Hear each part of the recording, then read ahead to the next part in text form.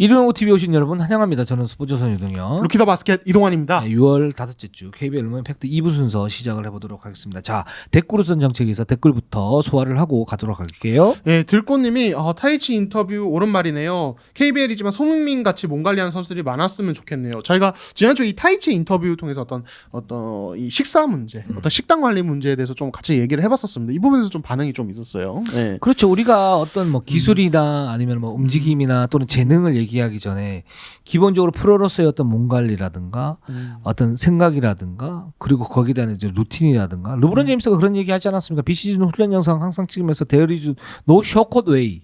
지름길 없다. 그렇죠. 나는 매일 이렇게 훈련을 한다. 근데 의외로 그렇게 안 하는 선수들이 너무 많아요. 그렇죠. 예.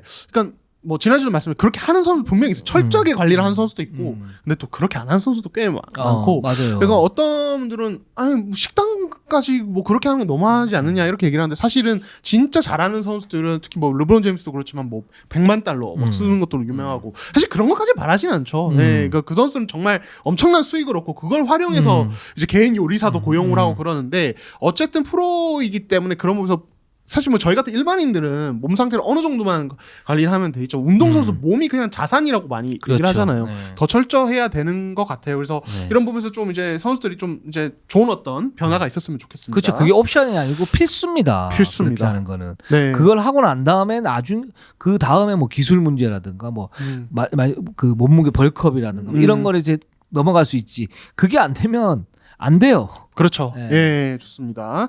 자, 그리고 꼬꼬님이 마레이 재계약 임박 이렇게 하시면서 굉장히 또 반가운 반응 예, 이렇게 보여주셨고 지난주에 LG가 공식 발표를 했죠. 마레이와 저스틴 구탕 영입 공식을 발표를 했습니다. 네. 저희가 말씀을 드렸던 선수들 2명 됐고요. 그다음에 네. 뽀빠이 사장님이 KCC는 너무 조용해요. 선수들 소집했을 텐데 궁금한데 그러셨는데 말씀드린 것처럼 이제 이승현 선수는 지난주에 저희가 반깁스를 한 상태라고 그랬잖아요. 네. 그 깁스 풀었답니다. 네. 그리고 이승현 선수 재활이 좀 꽤 빠르다고 하더라고요. 네. 그러니까 KCC가 지금 이제 얘기를 들어보면, 그러니까 결국에는 이 재활이라는 건 선수 본인의 뭐 노력도 있지만 트레이닝 파트에서 얼마나 좀 도움을 잘 주느냐가 되게 중요한데, KCC 트레이너 중에 이 재활에 굉장히 특화된 트레이너가 계시다고 합니다. 근데 네. 이분이 너무 워낙 잘해서 송교창 선수가 사실 지난 시즌 손가락 부상에서 원래는 시즌 아웃급인데 좀 빨리 돌아왔던 건데 이 트레이너 분의 역할이 되게 컸다고 맞아요. 하고 네. 실제로 이번에도 이승현 선수의 재활 속도가 빠른 것도 그 트레이너 분의 영향이 되게 크고 지금 정창현 선수 손목 부상으로 재활 중인데 그렇죠. 이분이 되게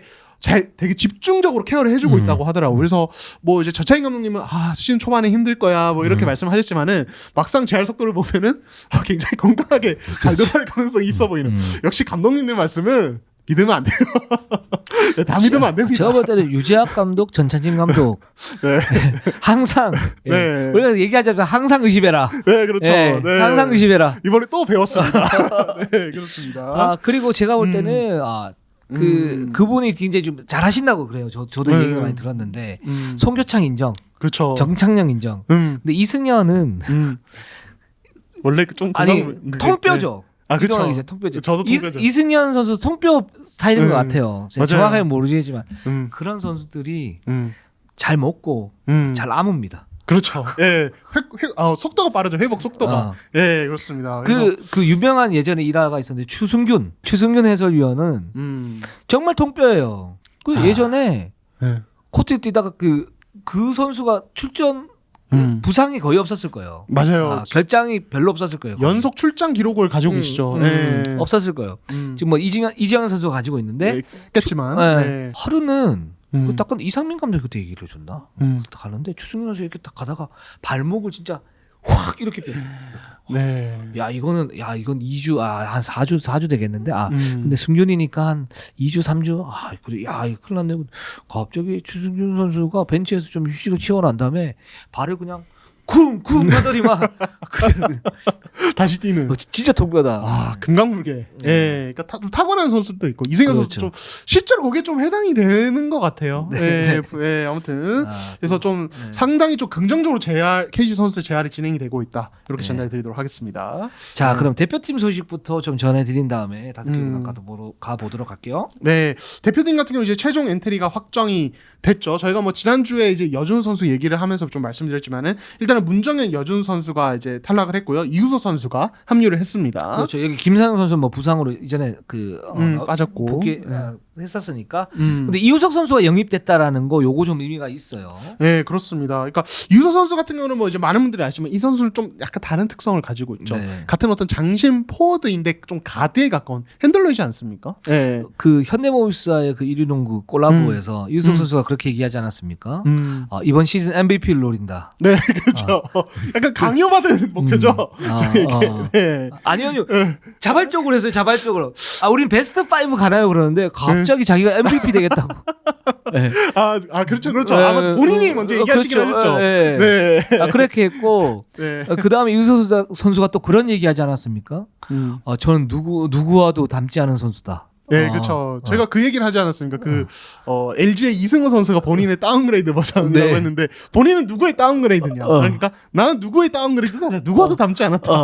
나는 내 길을 간다. 네, 그렇죠. 네. 실제적으로 이우석 선수는 살짝 독특하긴 해요. 그러니까 기존에 뭐 예를 들어서 최준영하고 좀 비슷하긴 한데 최준영 선수하고는 또 다른 그런 측면이 있고 윙맨인데 2번 그리고 그렇죠. 수비는 외곽 수비가 되는 이제 그런 선수이기 때문에 추일승 감독이 아마 여준석 선수를 탈락을 시키고 문정현 같은 경우에는 실제적으로 고려대 경기를 보시면 연대와 고려대 경기를 보시면 여준석도 있고 거기 박무빈 선수도 있지만 실제적인 에이스가 문정현입니다. 굉장히 똑똑한 선수예요. 네. 그리고 이 선수가 내외곽의 어떤 링커, 그러니까 연결고리 역할을 하면서 거기에서 지금 고대가 사실 가드가 좀 불안해요. 그 박무빈은 리딩이 좀 안 돼요. 지금 상태에서는. 공격형 가드죠, 네. 이 선수는. 네. 그런 상태에서 지금 문정현이 뭐 그 셋 오펜스라든가 아니면 트랜지션에서도 어떤 패싱을 넘겨주는 부분이라든가 이런 걸 다 하는 선수. 실질적인 에이스가 문정현인데 이 선수의 약점은 뭐냐면 좀 느려요. 그래서 뭐 제2의 함지훈이 될 수 있다 뭐 이런 얘기도 나오는데 어쨌든 그래서 문정현을 이제 탈락을 시켰고 그래서 여준석 탈락시키면서 이우석 선수를 뽑았다. 그래서 그 이제 포워드 농구를 하기 위한 어떤 그 새로운 자원을 추승 감독이 이제 실험이 아닌 실전에서 생각을 할 것 같다. 그리고 뭐 이현준과 여준석 국가대표 미합류와 유망주 대 미국 진출 어떻게 봐냐. 이거는 이제 일부에서 제가 말씀드렸기 때문에 일부 참고하시면 될 것 같고요. 대표팀은 이렇게 간다. 그리고 포워드 농구를 하는데 일단은 저는 이제 두 가지 색깔이 있을 거라고 봐요. 그러니까 필리핀과 같이 가드진의 스피드가 되게 뛰어나고 스몰 라인업으로 트랜지션 농구를 하는 팀 같은 경우에는 의외로 추승 감독이 맞받아치면서 가드 둘을 쓸 수 있죠. 그렇죠. 허운홍 조합. 그렇죠. 네. 네. 그렇게 쓰고 또는 이대성을 갖다 넣으면서 같이 이렇게 맞불 놓을 수 있고 만약에 그렇지 않고 뭐 이란이나 아니면 호주나 뭐 일본이나 이런 팀들 그러니까 좀 우리보다 높이가 대등하거나 아니면 좀 더 높은 그런 팀들 같은 경우에는 포워드진들을 많이 쓰면서 무한 스위치 그렇죠. 거기에 대한 트랜지션 이런 농구를 많이 할 수 있을 것 같습니다. 네. 그러니까 가장 긍정적인 건 로스터 구성 자체가 맞춤형으로 이렇게 말씀하신 대로 맞춤형으로 갈 수 있다는 거예요. 그러니까 그렇죠. 같은 아시아권이지만 확실히 뭐 어떤 이제 중동 쪽과 이런 동아시아 쪽은 좀 색깔이 좀 다르긴 하거든요. 분명히. 그렇죠. 일본이나 필리핀 같은 건 좀 사이즈는 작지만 어떤 가드 중심의 좀 빠르고 경쾌한 농구를 하면 뭐 우리가 많이 뭐 봤지만은 지켜봤지만은 뭐 이제 이란이나 뭐 이제 레바논이나 뭐 이런 중동 국가들은 사이즈를 앞서는 그냥 파워를 좀 앞서는 농구를 한단 말이에요. 거기에서 투가드를 쓰는 건 재앙이에요. 그렇죠. 네. 예, 그렇기 때문에 우리가 어쨌든 양측에 모두 대비할 수 있던 라인업 구성을 갖추고 간다는 점. 그리고 결국 관건은 그렇게 스위치가 됐을 때 바로바로 전환이 유연하게 효과적으로 되느냐. 투가드 쓰는 라인업에서는 그대로 장점을 그대로 좀 발휘하고 이제 빅 라인업 쓸 때는 또 무리 없이 빅 라인업 장점 발휘하면서 단점을 최소화하는 식으로 갈 수 있냐 관건인데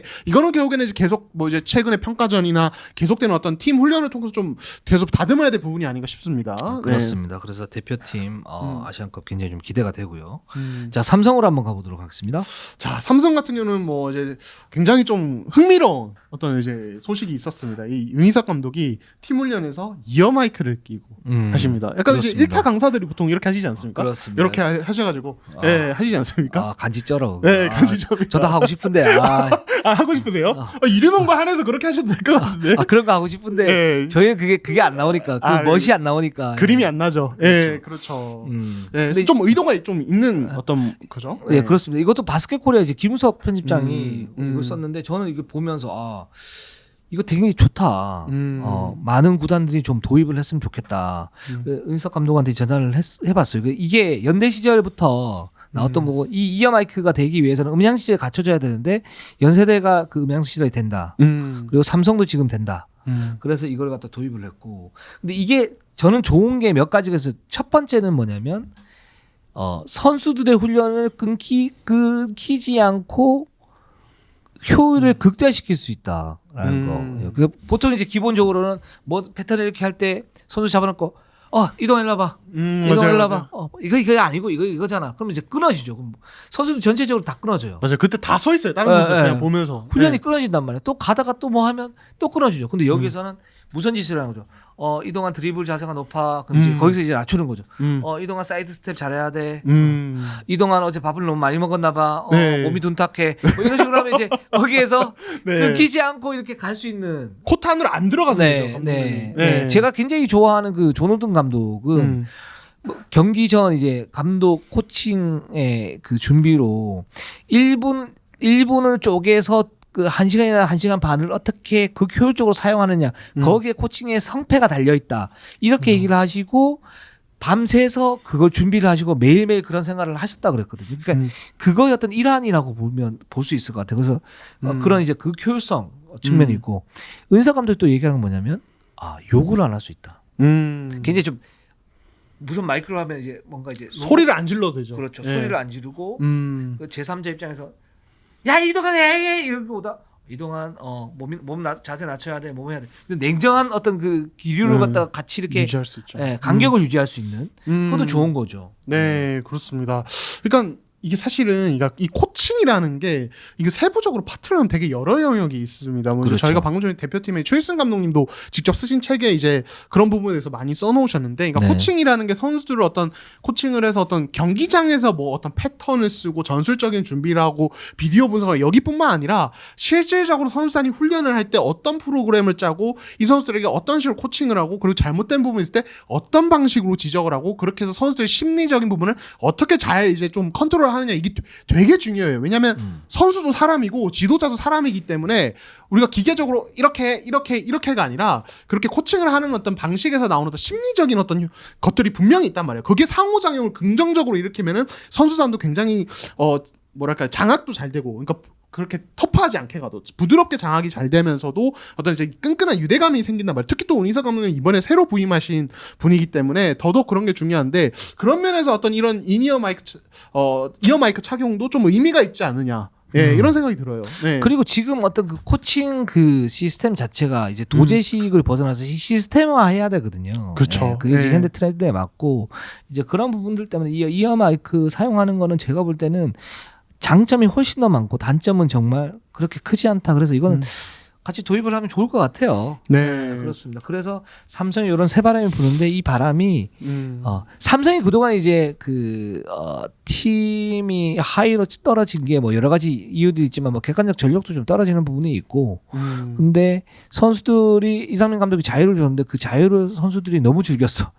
그렇죠. 그리고 어떤 훈련하는 방식 같은 경우는 여러 가지로 이제 막 그 김효범 코치도 데리고 오고 하면서 변화를 많이 줬단 말이에요. 변화를 많이 주긴 했는데 거기서 선수들이 이제 받아들이지 못하는 그런 부분들이 있었는데 은석 감독은 좀 빡빡하면서도 빡빡한 상태에서 어떤 부작용이 예를 들어서 뭐 생길 수 있지 않습니까? 이제 강하게 로드를 걸게 되면 선수들과 감독과의 어떤 마찰들이 있을 수 있는데 그걸 이제 줄일 수 있는 방법 중에 하나로 이제 이어 마이크를 선택했다는 측면에서 저는 굉장히 좀 좋게 보고 있습니다.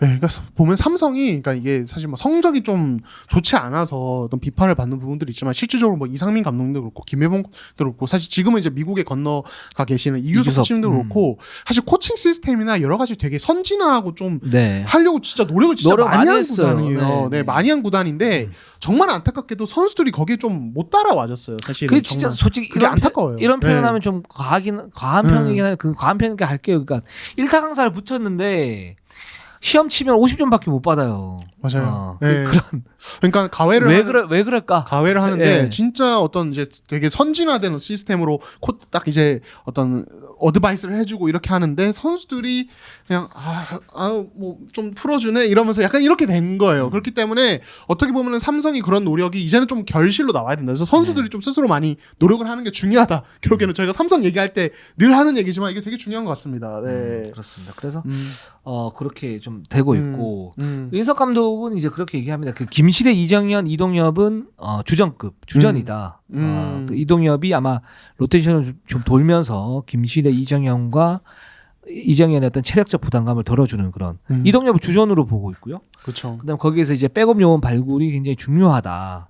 이호연이나 뭐 이제 그 선수들이 좀 중요하다고 보고 있고 이원석 같은 경우는 뭐 이동환 기자가 잘 얘기했지만 기본적인 프로에서 버틸 수 있는 몸이 아니다 지금. 그렇죠. 그래서 지금 많이 좀 늘었다고 합니다. 그 몸무게 한 5kg 정도 늘었는데 이게 근육량으로 치환이 돼 있는 상태이기 때문에 일단 그 몸부터 하나 아니에요. 사실은 연대 시절에 이원석 선수가 얼리로 나왔을 때 은석 감독은 반대를 했었어요. 그렇죠. 네. 그 이유가 뭐냐면 이원석이 지금 아직 몸을 좀 더 키우고 난 상태에서 가면 훨씬 더 경쟁력이 좋은데 그냥 프로를 이렇게 갔을 때 거기에서 2년을 허비를 해버리면 그렇게 할 수 있는 그러니까 몸을 보충할 수 있는 그런 시기를 놓칠 수 있다. 그래서 좀 만류를 했다고 그러는데 일단은 지금 그 몸 상태를 프로의 몸을 만들면서 지금 이원석 같은 경우는 굉장히 중요한 역할을 맡길 예정이라고 합니다. 네, 좋습니다. 자, 그다음에 이제 또 다른 서울팀 SK로 한번 가보도록 하겠습니다. 네, 그렇습니다. SK는 뭐 최준영 연봉 이슈가 있죠? 네, 그렇습니다. 현재 이제 연봉 협상 상황을 보면은 거의 마무리 단계라고 하는데요. 이제 남은 이제 협상 대상 선수가 이제 최준용 선수 포함 3명이고요. 이제 화요일에 좀 마무리하는 쪽으로 이제 기대를 구단은 희망을 하고 있는데 최준용이 지난 시즌에 2억 1천만 원을 받았습니다. 근데 네. 이 선수 같은 경우는 이제 SK도 진천에 있는 기간이 있다 보니까 네. 3번 정도 만나서 협상을 했는데 이 경우는 상승폭을 어느 정도 가져갈 것이냐 이게 되게 좀 중요한 것 같아요. 그러니까 저는 보면은 성적이 잘 나온 팀들이 항상 이 연봉 협상에서 좀 시간이 많이 좀 걸리더라고요. 왜냐하면 팀 성적이 일단 올라갔고 그럴 수밖에 없죠. 예, 그러니까 어느 정도 보상을 해줘야 되고 선수는 아무래도 그만큼 또 바라는 부분들이 분명히 있을 텐데 또 팀 입장에서는 어쨌든 샐러리 관리를 해야 되니까 어느 정도 이제 생각하는 적정선이 있을 테고 결국에는 연봉 협상이라는 그 이제 그 갭을 조율해가는 과정인데 최준용도 현재 그 과정에 있다라고 보시면 될 것 같습니다. 네. 저는 SK 우승을 하고 최태원 회장이 그 우승 그 축하연에 왔지 않습니까? 축하연에 왔는데 거기에서 이제 김선영 무조건 잡아야지 딱 그랬을 때 김선영과의 협상이 굉장히 수월하게 될 줄 알았어요. 그렇죠. 많은 분들이 그렇게 기대를 하셨죠. 근데 네. 굉장히 좀 난항이 있었단 말이죠. 김선영은 뭐 최고연봉 대우를 요구를 하는 게 어떻게 보면 지금 시점에는 당연한 거고 김선영이 뭐 파이널 MVP 탔었고 막판에 어떤 SK 우승을 견인을 했으니까 근데 SK는 굉장히 꼼꼼하게 따지더라고요. 그러니까 뭐 2차 FA이고 그리고 사실 김선영이 외부로 나갔을 때는 그 정도를 받을 수 있는 조건이 안 될 것이다. 뭐 이런 부분까지 보는데 이게 꼼꼼한 것도 꼼꼼한 건데 뭔가 선수들하고의 어떤 핀트가 살짝 좀 어긋나는 그런 부분도 좀 있다라는 생각이 들었고 최준영도 지금 3번 만나서 협상을 했잖아요. 근데 이 최준영도 지금 상당히 기대가 크단 말이죠. 그렇죠. 네, 뭐 굉장히 기대가 크기 때문에 지금 이 부분들이 이 경우 좁혀가는 단계인데 이게 심각한 단계인지 아니면은 진짜 좁혀가는 단계인지는 맞아요. 솔직히 모르겠어요. 좀 지켜봐야 됩니다. 네. 예. 사실 이제 그러니까 그 화요일에 마무리되는 것도 사실 이거는 또 구단 쪽에서 그렇게 됐으면 좋겠다고 이제 기대를 하는 것이 이게 네. 거기까지 끝난다라고 지금 담보를 할 수는 있는 상황은 아닌 것 같더라고요. 네. 그러니까 이게 아무래도 이제 조금 더 이제 예를 들어서 아직 약간 이견이 좀 있을 경우에는 이게 조금 더 길어질 수도 있다. 왜냐하면 이번 주 내로 그냥 하면 되기 때문에 네. 예, 조금 더 시간이 있기 때문에 이렇게 봐야 될 것 같고 사실 최준영 같은 경우는 거기에 MVP까지 탔었고 또 예비 FA라는 변수까지 있기 때문에 더 아무래도 약간의 좀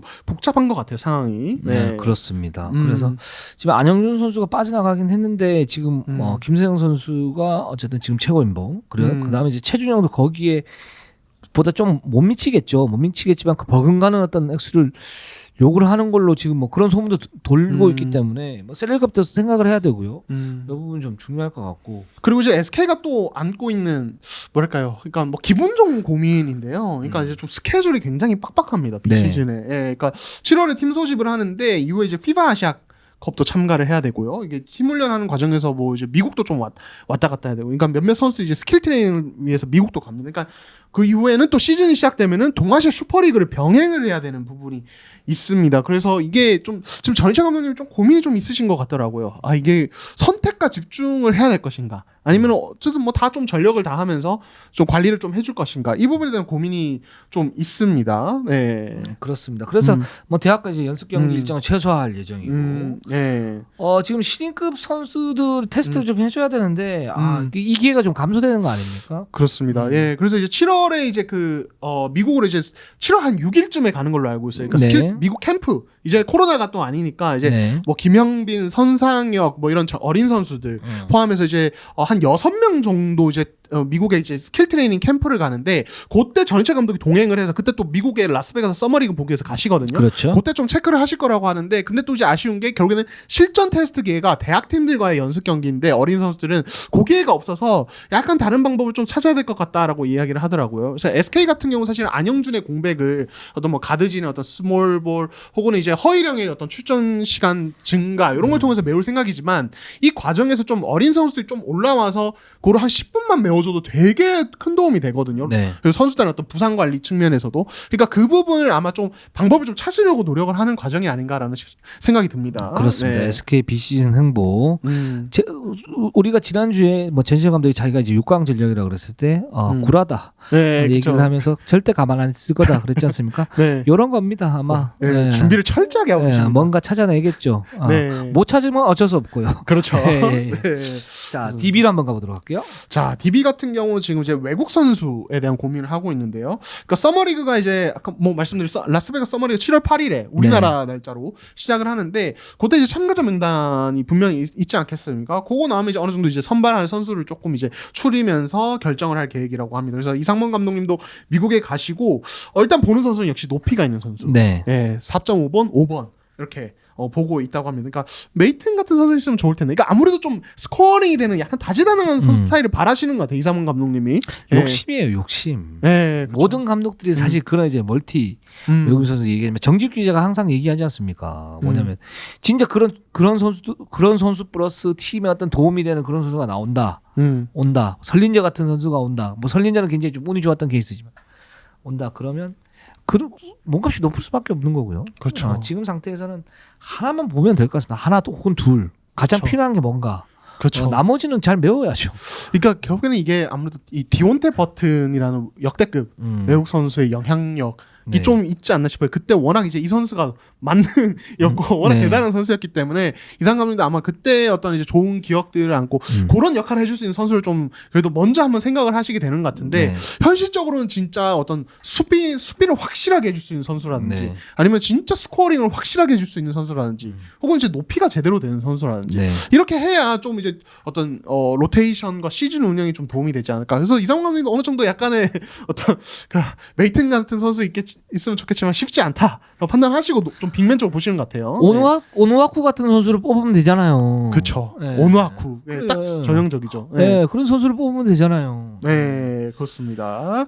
그렇습니다. 어떤 선수를 볼지 좀 지켜보도록 하고, 네. 그리고 이제 DB 같은 경우는 연봉 협상이 지난주에 이미 지난주죠. 저희가 방송한 시점에서는 네. 이미 일찌감치 마무리가 됐고요. 대상자가 9명이었는데 빠르게 완료가 됐습니다. 그래서 지금 이제 강상재나 이준희 같은 경우 연봉이 좀 올라간다고 하는데, 네. 특히 이준희 같은 경우는 DB가 구단에서 되게 아낀다고 들었어요. 이 선수가 이제 어떤 저희가 뭐 이제 장단점을 얘기를 최근에 한 적도 있지만은 네. 장신 가드로서 어떤 가능성을 좀 지난 시즌에 보여줬고 팀의 어떤 주축이 될 선수이기 때문에 당연히 좀 연봉이 상승이 되는 것 같고, 김종규 포함해서 주축 선수들이 아무래도 팀 성적의 어떤 부분을 감안해서 좀 삭감이 되는 이런 부분이 있습니다. 이준희를 코어로 분류 중이다. 이거는 굉장히 좋은 방향 같아요. 이제 이런 장신 가드들, 빠르면서 높고 그러면서 이제 성실한 선수들, 이런 선수들을 코어로 해서 팀의 그 핵심을 키워야 되는 건 맞아요. 그러니까 그 전략적으로. 네. 근데 이 전략적으로 키웠는데 안 클 수도 있죠. 네. 안 클 수도 있지만 어쨌든 그런 선수들 중심으로 이렇게 해야 되고, SK가 그런 부분 좀 잘하고 있고요. 그래서 길고 높은 선수 이렇게 잘하고 있고, 현대모비스 같은 경우에도 뭐 이우석이라든가 지금 뭐 서명진이라든가, 서명진은 사실은 예상보다는 좀 적게 크고 있지만 어쨌든 그렇게 그 코어전을 그렇게 분류를 시켰을 때 저는 이제 팀의 어떤 경쟁력이 좀 더 높아지지 않을까라는 생각이 듭니다. 네, 좋습니다. 자, 그다음에 이제 한국가스공사 네. 한번 가보도록 하겠습니다. 네. 한국가스공사가 사실은 거물급 외국 선수를 갖다 데리고 온다. 음. 거물급이라보다는 이제 그 굉장히 유명한 선수 데리고 온다. 네. 근데 그 선수가 예전에 시카고 불스에서 뛰던 네. 선수죠. 그렇죠. 크리스티아노 펠리시오. 네, 요 선수인데 발음 네. 잘해야 됩니다. 펠리시오. 뭐 어떤 걸 말씀하시는 거죠? 저도 몰라요. 네, 그렇습니다. 네, 아무튼 이제 펠리시오 영입을 이제 가스. 저는 아무런 얘기도 안 했어요. 네, 저는 모르겠습니다. 무슨 얘기신지. 네. 네, 그렇습니다. 네, 아무튼 네, 모두가 다 알고 계시는 것 같은데 지금 시청하시는 분들도 저를 몰라요. 네, 저도 모르겠습니다. 네. 난 아무것도 몰라요. 네. 그렇습니다. 그래서 가스공사 이제 이 1옵션 외국 선수 빅맨 쪽을 보는 와중에 이제 크리스티아노 펠리시오 이 선수 네. 네임 밸류가 상당히 이 선수 영입 추진했는데, 그러니까 이 선수가 본인이 좀 이제 유럽 리그를 좀 보겠다는 의사 강해서 현재로서는 이제 좀 협상이 되지는 않고 있는 상황이고, 네. 그러니까 이게 그러니까 지금 이제 외국 선수 시장이 지난 2년이나 또 달라졌어요. 저희가 지금 계속 각 구단 뭐 외국 선수 시장 영입 이런 얘기를 하고 있지만 네. 지난 2년 동안은 저희가 뭐 자주 얘기했던 건데 코로나로 인해서 네. 조금 더 수월했던 면이 있습니다. 네. 탑레벨 선수 맞아요. 영입하기가. 예. 그래서 어떤 뭐 예를 들어서 유럽이나 뭐 이제 북미 쪽 시장 꽤 닫혀 있는 부분이 많았기 때문에 네. 좀 레벨이 높은 선수들도 아 그래 뭐 그 정도면 오지 뭐 이렇게 해서 빨리빨리 결정을 해줬는데, 지금은 오퍼를 하면은 아 근데 나 유럽이나 G리그 쪽 해서 뭐 투웨이든 뭐 이런 거 도전하고 싶은데 아 조금만 기다려줄래 이러면서 약간 이제 계속 이제 홀딩을 걸어놓는 거죠. 이렇게 되면 사실은 우리 KBL 구단 입장에서는 마냥 기다릴 수가 없잖아요. 그러니까 이 딜레마가 빠지는 거예요. 이 선수를 데려오고 싶은데 확신은 없고 또 이 선수 또 기다려달라고 하고 그러면은 깔끔하게 빨리 포기하거나 선회를 하는 방법을 택해야 되는데, 그래서 펠리시오도 약간 이제 이런 측면이 있지 않나 싶어요. 그래서 일단은 이제 이 가스공사는 계속 이 빅맨 쪽을 보면서 이번에 서머리그 체크를 하면서 외국 선수 영입을 좀 추진을 하고 있다고 합니다. 그 지금 네. 10개 구단 모두가 확정된 팀들 말고 안 된 팀들 같은 경우에 지금 굉장히 좀 난항이다. 그래서 하향 평준화돼 있기 때문에 지금 라렌 같은 경우에도 지금 노리는 어떤 뭐 구단들이 있다 뭐 이런 얘기들도 들리고요. 그게 이제 말씀하셨던 것처럼 이제 코로나가 풀리면서 뭐 유럽 리그라든가 뭐 중국이라든가 특히 요즘엔 일본 리그가 그쵸. 돈을 굉장히 많이 쓰면서 풀 개런티를 해줘요. 그게 풀 개런티가 이제 한 시즌에 부상을 당해도 모든 금액을 다 지급하겠다는 그런 조약 아닙니까?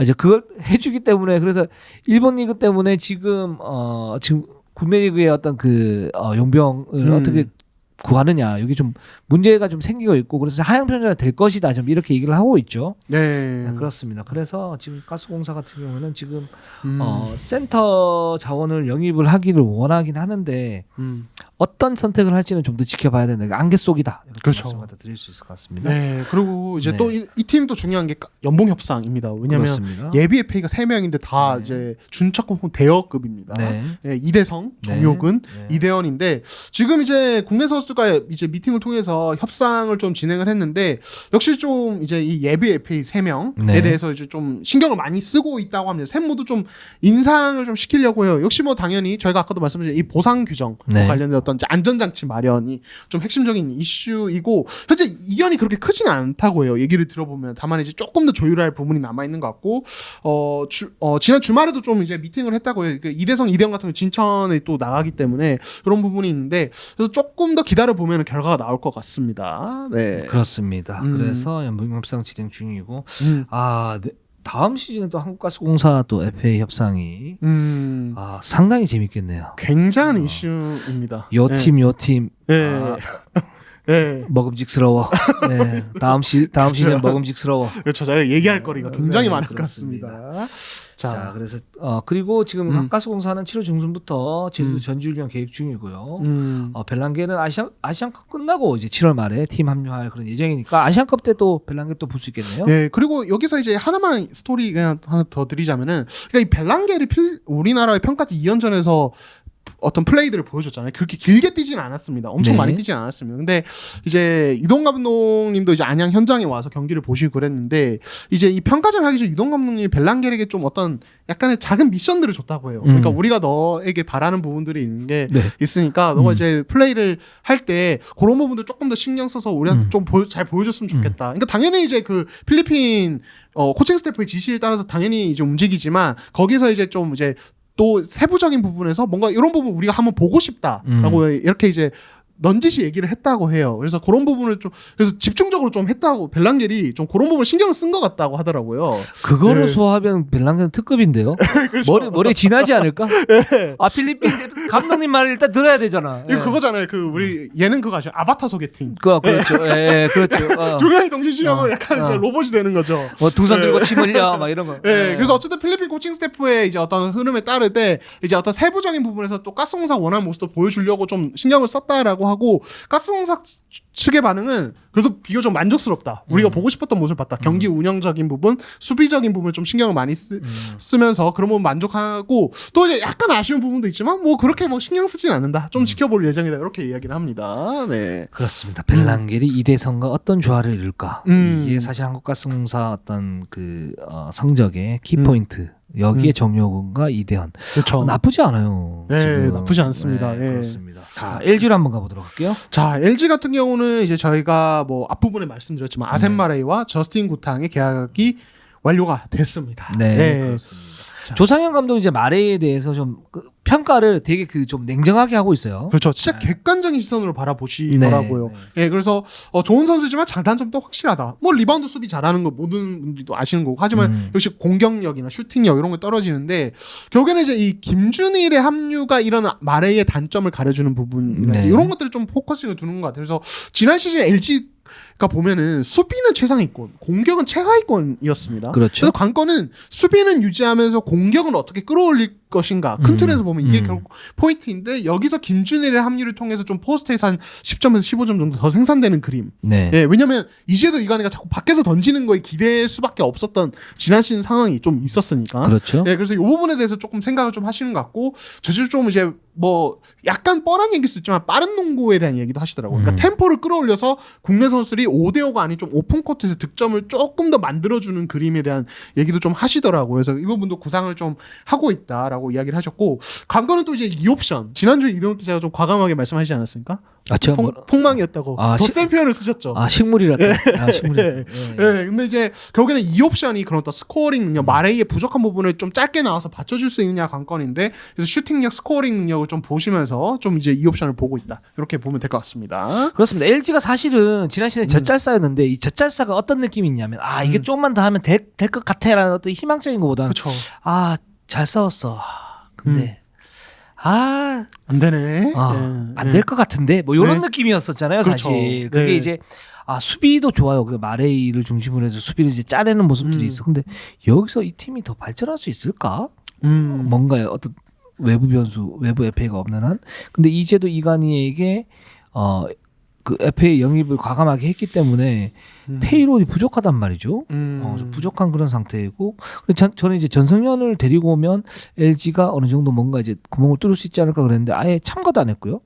그런 상태에서 이제 저스틴 구탕이 들어왔고 마레이 같은 경우에는 저는 조상현 감독 말에 90%는 맞다고 봐요. 굉장히 매력적인 선수고 언성 히어로죠. 거기에서 어떤 에이스인데 실제적으로 공격력에서의 약간의 한계 뭐 이런 부분은 분명히 있긴 하다. 근데 지금 이게 하향 평준화돼 있단 말이죠. 그런 상태라면 마레이는 조금 더 잘할 가능성도 있다. 그렇죠. 라는 생각이 들고 근데 김준일과 함께 하이로 게임을 한다라고 했을 때 김준일이 이 선수가 재활을 굉장히 꽤 많이 했잖아요. 근데 그 이전의 경기력을 살펴보면 되게 좋은 자질을 갖춘 선수예요. 이승현보다 이제 공격력 더 좋은데 문제는 이제 내실이 부족하단 말이죠.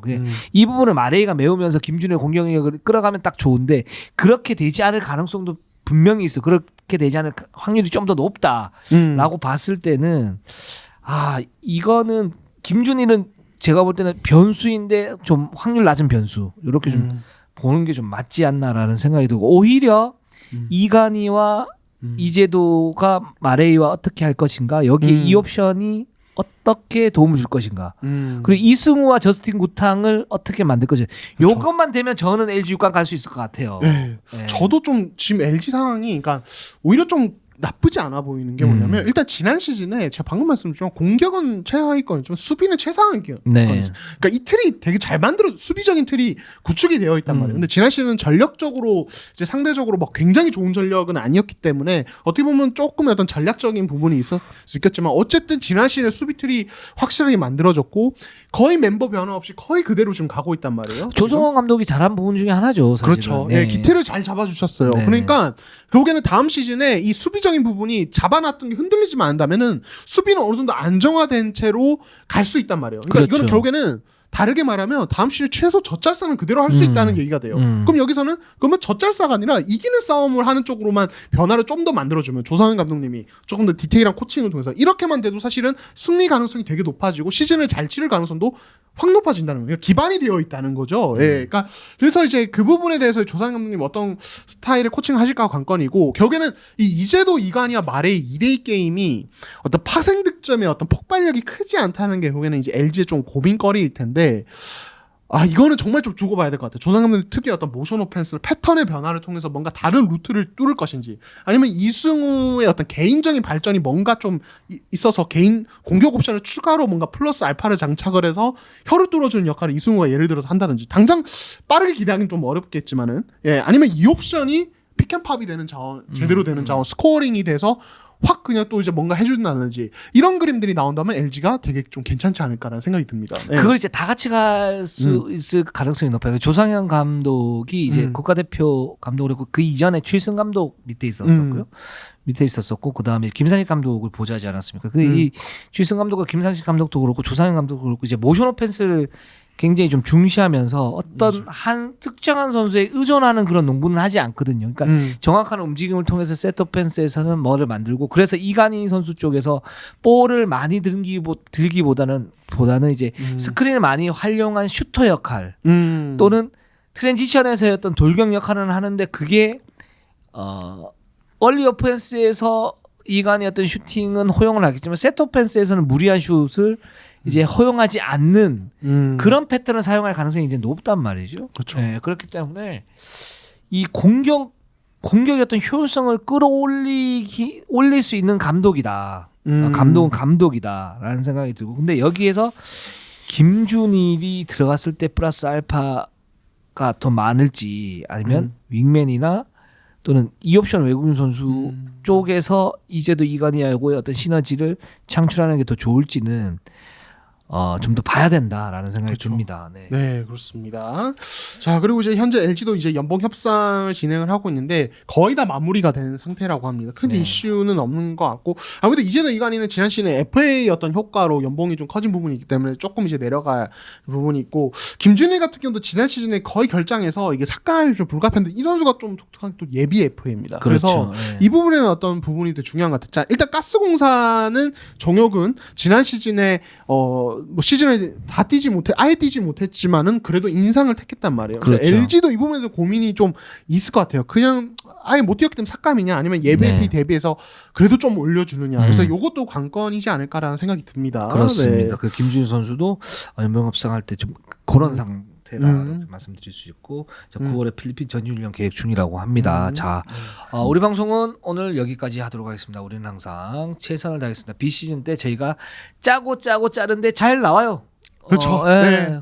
이게 이슈가 많아요. 코로나가 없다 보니까 네. 뭔가 좀 활발한 느낌이 들어요. 농구계도 좀 더. 감독님도 다 이제 미국 가시고 한동안 되게 답답해하셨어요. 직접 보고 못 뽑는다고 그러니까 그런 이슈들도 있고 그래서 저희가 또 최선을 다해서 또 이제 이야기 전해드릴 수 있도록 하겠습니다. 다음 주엔 또 우리 연봉 협상 다 끝나니까 결과물을 연봉 특집으로 저희가 찾아뵙도록 하겠습니다. 우리는 항상 최선을 다하겠습니다. 네이버 유튜브 구독 좋아요 알람 감사합니다.